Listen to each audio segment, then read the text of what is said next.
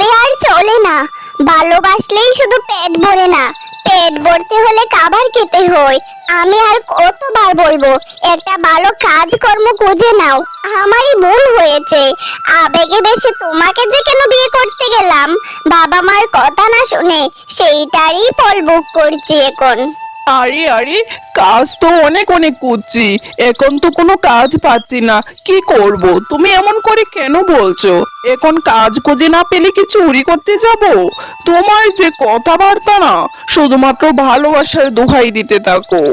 কি গো শিয়াল ভাইয়া, এখানে একা একা বসে আছো? বাসায় সুন্দরী বউ রেখে কি ব্যাপার, এমন মনমরা হয়ে আছো কেন? কি আর বলবো রে, অভাব আর অভাব। বাসায় সুন্দরী বউ, হাতে নেই একটা টাকা, পাচ্ছি না কোনো কাজ খুঁজে। বউয়ের তো সব সময় শুধু কিটকিটানি, কি যে করি, বড্ডই বিপদে আছি। ও, এই ব্যাপার। বাবিকে নিয়ে দূরে কোথাও ঘুরতে যাও, সব সমস্যার সমাধান হয়ে যাবে। বাবি বড্ড খুশি হয়ে যাবে। তুমি তুমি কোন মুখে বলছো এখন ঘুরতে যাওয়ার কথা? কালকে সারা রাত গেল, কালকে সারা দিন গেল, কোনো খাবার দাবার নেই। পেটের কি অবস্থা, শরীরের কি অবস্থা, এরপরেও তুমি ঘোরার কথা কি করে মাথায় আনো? তুমি বলো না, এভাবে কি জীবনটা চলবে? জানি বউ, তুমি আমার সংসারে এসেছো থেকে অনেক অনেক কষ্ট সহ্য করছো। তোমাকে ঠিক মতো দুটো খাওয়াতে পারি না, ঠিক মতো ভালো পোশাক আশাক দিতে পারি না, কিন্তু বউ বিশ্বাস করো, আমি তোমাকে সুখে রাখতে চাই, কিন্তু আল্লাহ যে আমাদের উপর মুখ তুলে তাকাচ্ছেই না। তুমি ধৈর্য ধরো বউ, একদিন যদি আমার হাতে অনেক অনেক টাকা হয়, আমি তোমাকে রানীর মতো করে রাখবো।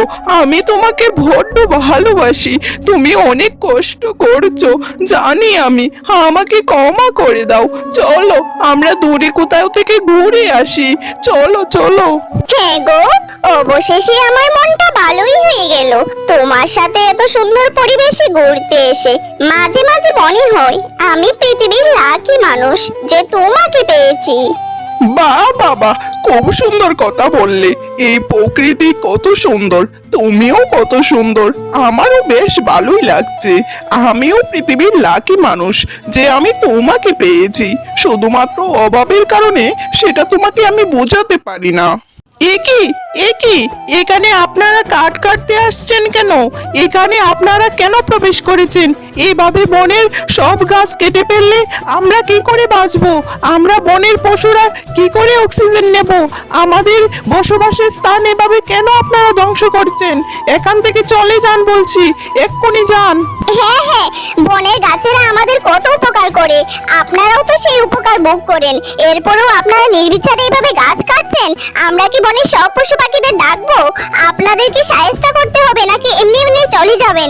গাছেরও তো জীবন আছে, আপনাদের যেমন জীবন আছে, ওদেরকে কেন অযথা কাটতে আসছেন? কোনো প্রয়োজন হলে তা না চলে যায়, কিন্তু অপ্রয়োজনীয় মতে গাছ কাটলে কত বড় ক্ষতি হয় আপনারা জানেন?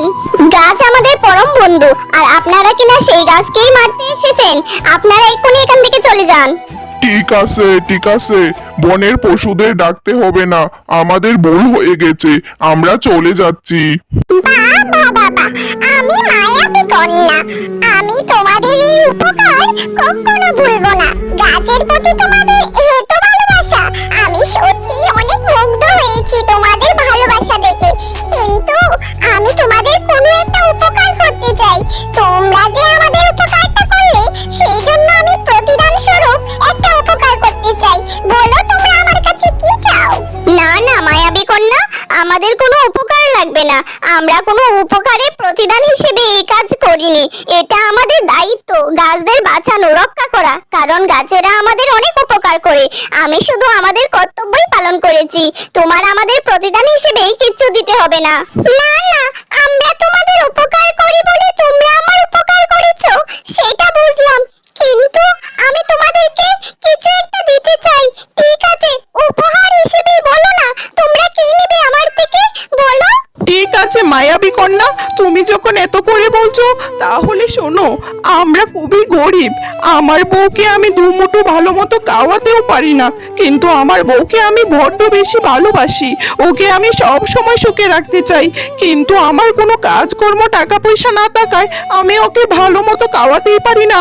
আবার সুখে রাখবো কি করে? তুমি আমাকে এমন একটা ব্যবস্থা করে দাও যাতে আমি সব সময় ওকে ভালো রাখতে পারি। এই যে দেখো, এই ডিমগুলো আমার গাছের।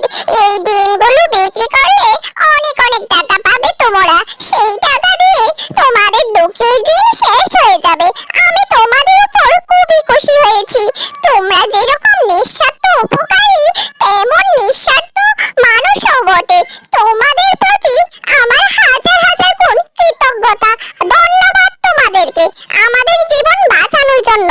তোমরা সুখে থেকো। মায়াবী কন্যা, তোমাকে অনেক অনেক ধন্যবাদ। তুমি আমাদের অনেক বড় উপকার করলে। হ্যাঁ হ্যাঁ মায়াবী কন্যা, তোমাকে অনেক অনেক ধন্যবাদ।